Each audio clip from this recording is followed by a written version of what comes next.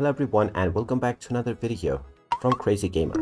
In this video, I'm going to show you how to download and install the Coromon game on your PC. So let's get started right away. Now in order to play the Coromon game on your PC, you will need to install an Android emulator such as BlueStacks. Open up your web browser and then in the address bar type in bluestacks.com and press enter. You will now be taken into the official BlueStacks website. Now just click on the download button, which will download the BlueStacks emulator on your device.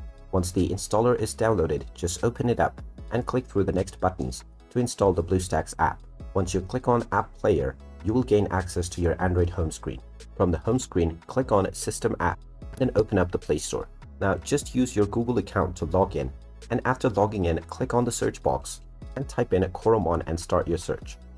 Once you find the game within the Play Store, you can just tap on the install button, and this will begin the download and installation of the Coromon game on your device. Once the installation is done, you will see the open button or the play button within this app, and this will also create a shortcut within your desktop. And there you have it. That is how easy it is to download and install the Coromon game on your PC.